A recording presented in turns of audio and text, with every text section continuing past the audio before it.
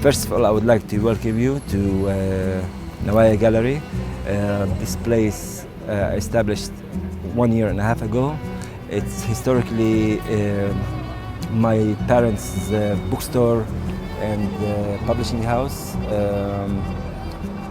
As a publishing house, it's considered to be the first publishing house inside 48, and many of the authors and poets that we are so proud of, such as Mahmoud Darwish and Samih al-Qasim and Tawfiq Zayyad, they published their first books here. It was called Dar Jalil, which means House of Galilee.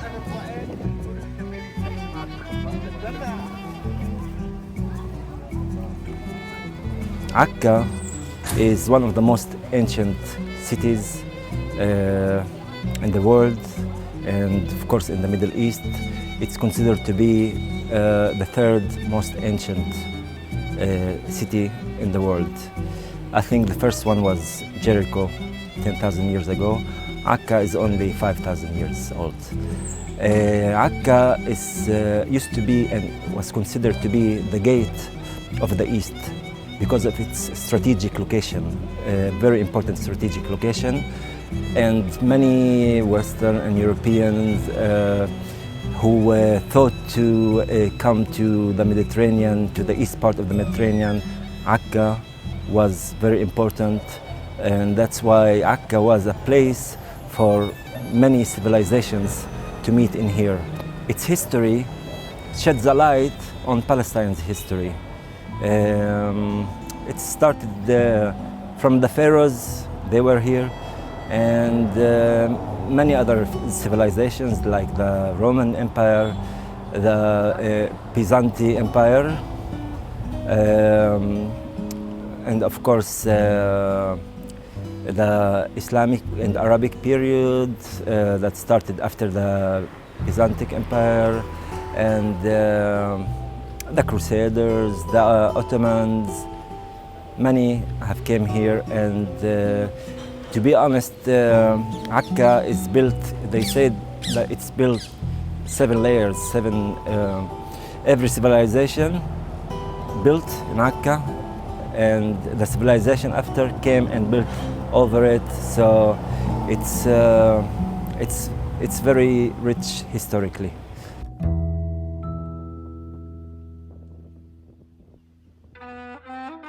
Welcome to Akka.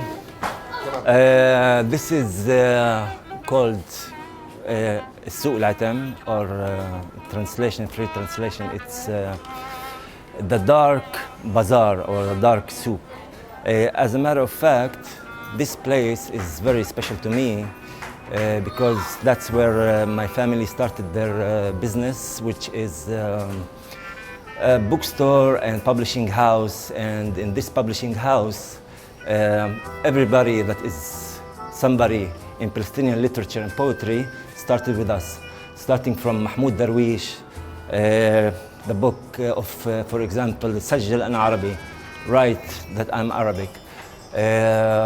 Tawfiq Zayyad is a very famous poet and actually leader, and he wrote the very famous song Unadikum.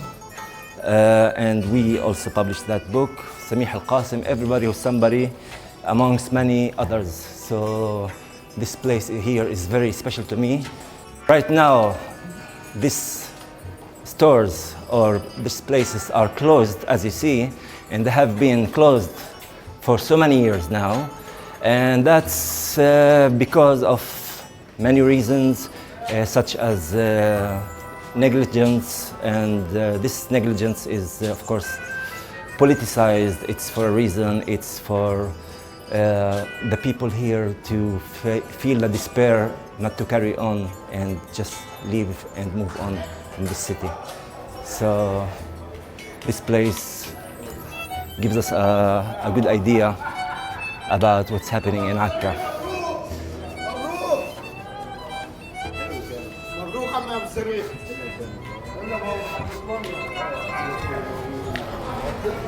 Right now we are entering the Akka market.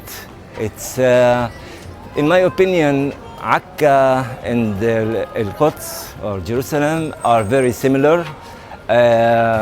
For me, the difference is that Akka has the sea, while Jerusalem has Al-Aqsa.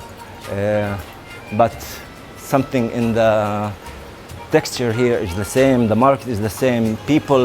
When people from Akka go to Jerusalem or people from Jerusalem come to Akka, they feel at home.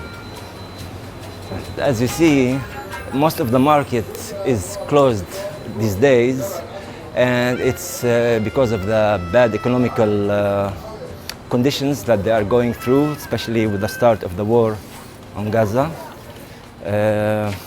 People are feeling it very well. And as you see, it's almost totally empty. It's a desert. Assalamu alaikum.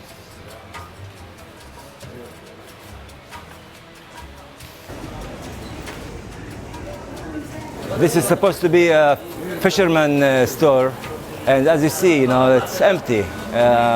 There's no buyers, and there's also no fish in the sea. I go to the market almost every day, but it's been for me a while since I got to this point here. Even for me, I'm surprised that this is the situation of the market, and it shows everything they are going through right now. In here, this is a famous coffee shop. It's called Tazdini, Ahwat al-Tazdini, and it's famous for all the elderly of Akka. They come and play here, Dagamon, Sheshbesh, and many of them previously were fishermen or worked in the sea, were basically in a direct or indirect way, 70% at least of Akka's residents, they lived and their livelihood was from the sea, directly or indirectly. And even that has been taken away from them as an independent source of income. And the result of that was poverty, crime, lots of, everything that when they lost their livelihood, some people went to drugs, some people,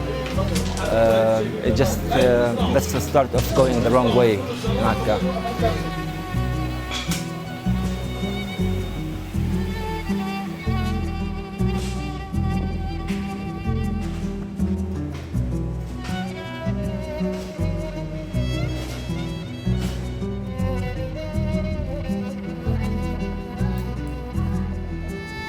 We are entering Akka's port, and right now the port is a destination for tourists who want to come by the port.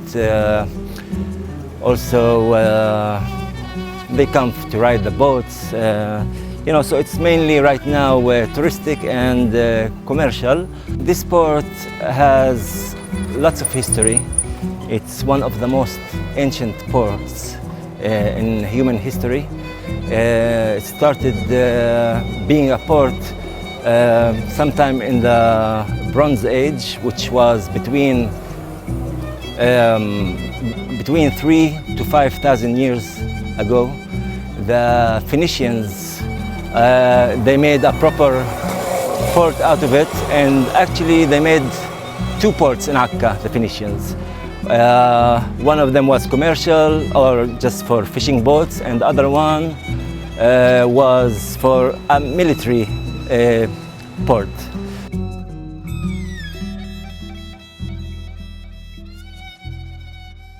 By the way, if you look over there, that mountain, that is Haifa, which is built on Mount Carmel.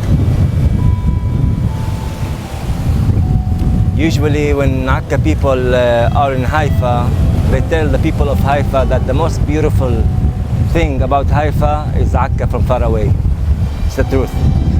Now we are getting close to the place where people jump from the wall to the sea in Akka.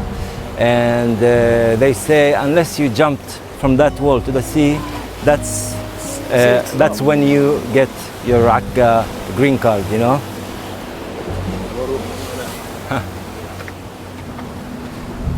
We hope to find a few kids who are jumping, but usually always there are some kids who are jumping. And as you can see, they are already there.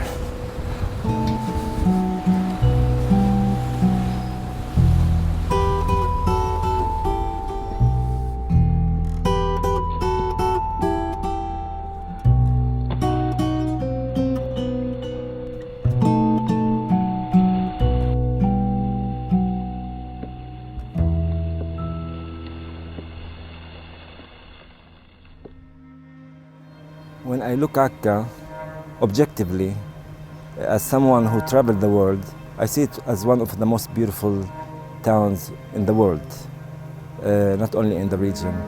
And to see the difference between what Akka's potential is and what Akka is currently,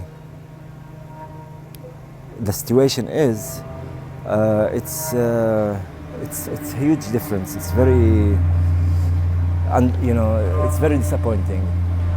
For me, when I debate with some of my European friends, for example, and some of them are even pro-Palestinian, and they feel happy that there are big protests that are happening for Palestine right now and for Gaza, or they are happy that they went to a certain festival and they saw so many Palestinian flags.